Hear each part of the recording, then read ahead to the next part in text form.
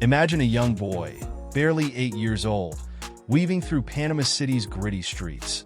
Gloves too big for his hands, but fire in his heart. This was Roberto Durán, a kid from the rough slums of El Chorrillo who would go on to become Manos de Piedra, the legendary Hands of Stone. Born on June 16, 1951, in the modest town of Guararé, Panama, Durán's rise from poverty to international boxing fame is a tale of relentless grit and natural power. With his father, Margarito, a U.S. Army serviceman of Mexican heritage, and his mother, Clara, who did all she could with limited means, Durán had a tough but driven start. By 1968, he had entered the professional boxing world, unleashing his formidable punches and pressure fighting style across a staggering 5 decades. Standing 5 feet 7 inches and weighing around 147 pounds at his prime, he bulldozed through 4 weight divisions, capturing titles in lightweight, welterweight, light middleweight, and middleweight categories, and reigning as the undisputed lightweight champion and lineal welterweight champion. His bouts against legends like Sugar Ray Leonard solidified his reputation, earning him a spot as one of the Ring magazine's 5 greatest fighters of all time. But after an accident in 2001 ended his career, Durán, despite his millions in prize money, faced financial struggles, leaving him today with a net worth of around $3 million. His story is a testament not only to his legendary fists, but to his indomitable spirit that kept him fighting no matter the odds. About his personal life, Roberto Durán's story goes beyond his legendary boxing skills and world titles. At the heart of his life is his family, including his wife, Felicidad Iglesias, since 1971, and 6 children, who supported him through his victories and challenges. His daughter, Irishelle Durán, followed in her father's footsteps, pursuing a short boxing career herself, and now resides in Puerto Rico. In October 2001, while in Argentina promoting a salsa music album he had released, Durán's life took a dramatic turn. He was involved in a serious car crash, requiring life-saving surgery. This accident marked the end of his boxing journey, and at the age of 50, he officially announced his retirement. Durán reflected on his motivation to stay healthy, mentioning his friend, Argentinian football icon Diego Maradona, whose weight issues encouraged him to focus on fitness. He humorously commented, "I don't want to look like Maradona did. All fat. A man of resilience." Durán faced other significant hurdles, including the 1993 theft of his 5 world title belts, which were allegedly stolen by his brother-in-law and sold to an FBI undercover agent. After a long legal process, Durán regained possession of his cherished belts in 2003. Today, his 70 career knockouts still place him among boxing's elite power punchers, earning him the 28th spot on the Ring magazine's list of the greatest punchers. In 2020, Durán had another health scare when he was diagnosed with COVID-19. Coincidentally, this diagnosis came exactly 48 years after his first world title victory. Durán successfully recovered, showing his unbreakable spirit. Today, he remains active as the ambassador for Panama Blue, Panama's premium bottled water, and holds a license as an ultralight aircraft pilot, flying a Quicksilver MX model. Known as Manos de Piedra, Hands of Stone, Durán has a soft heart for helping others. His community work in Panama reflects his commitment to giving back. He actively supports local charity events, raising funds for various causes. Youth empowerment has been a cornerstone of his work. He champions programs that offer underprivileged youth access to sports and educational opportunities, keeping them away from street life. His contributions extend to health initiatives such as organizing medical camps and providing aid to those needing medical support. He has also been involved in disaster relief efforts, aiding those impacted by natural disasters in his native Panama. About his professional career, Roberto Durán, one of boxing's most iconic figures, began his journey in the ring as an amateur, compiling a record that varied from 29-3 to as low as 13-3, with all 3 losses occurring in his first 3 fights. His professional debut came in February 1968 at just 16 years old, and he quickly proved his prowess, winning his first 31 consecutive fights. Among those victories were knockouts against future featherweight champion Ernesto Marcel and former super featherweight champion Hiroshi Kobayashi. In June 1972, Duran's hard work culminated in his first title shot at Madison Square Garden, where he faced the defending WBA lightweight champion, Ken Buchanan. As a 2-1 underdog, Duran shocked everyone by knocking down Buchanan just 15 seconds into the match and dominated the fight. As the bell rang to end the 13th round, Duran, apparently unaware of the sound, continued to throw punches, leading to a controversial ending.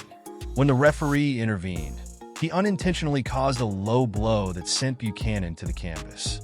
Despite the controversy, Duran was awarded a technical knockout, and he famously left the ring with the WBA lightweight championship, having made his mark on boxing history. Following this triumph, Duran defended his title successfully, with notable victories over fighters like Jimmy Robertson, Hector Thompson, and future lightweight champion Guts Ishimatsu. After avenging his only defeat at the hands of Esteban de Jesus with a brutal 11th round knockout in 1974, Duran solidified his dominance, defending his title a total of 12 times and holding a remarkable record of 62-1 by 1978. He then vacated the lightweight title to pursue the welterweight championship, setting up a historic clash with the undefeated WBC welterweight champion, Sugar Ray Leonard.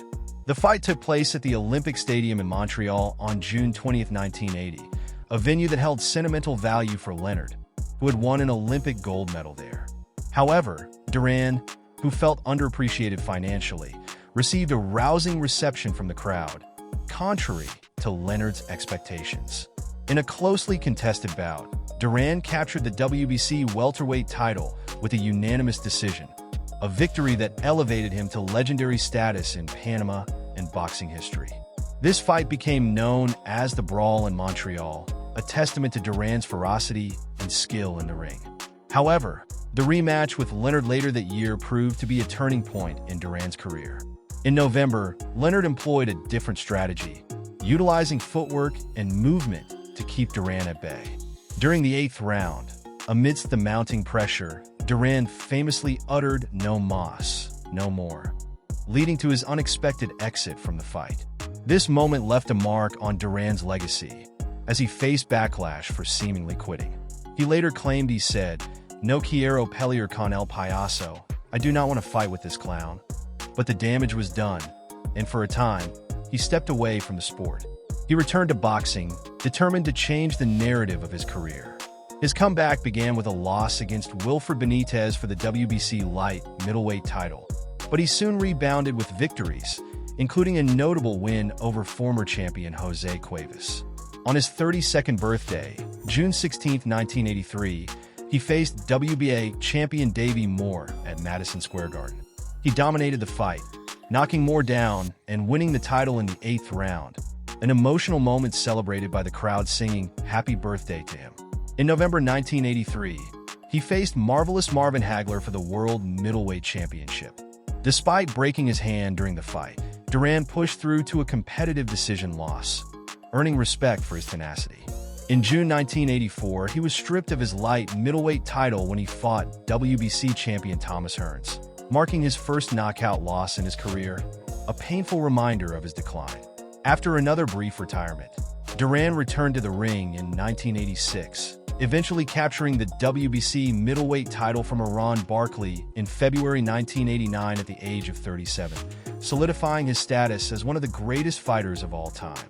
The bout, celebrated as the 1989 Fight of the Year, showcased his resilience and skill as he knocked Barkley down to secure a split decision victory. In December 1989, Duran faced Leonard for a third time, a fight that, despite being uncharacteristically subdued for Duran, still saw Leonard suffer injuries. He continued to fight into the 1990s, facing notable opponents like Vinny Pacienza and Hector Camacho, but with mixed results. His final fight came in 2001 at age 49, where he won the NBA Super Middleweight Championship, but his career concluded with a loss to Camacho in a rematch. H's legacy is one of resilience, talent, and charisma, embodying the spirit of boxing. About his house and cars, Roberto Durán enjoys a life of comfort and luxury in his serene home in Panama. Though the details of his residence are not extensively shared, it's clear that Durán embraces a tranquil lifestyle, deeply connected to the stunning beauty of his homeland. Surrounded by lush landscapes and vibrant culture, he finds peace in the same country that witnessed his rise to boxing legend. His love for the finer things in life is brilliantly showcased in his impressive collection of high-end and exotic vehicles. Each car reflects not only his taste for luxury, but also his appreciation for performance and craftsmanship.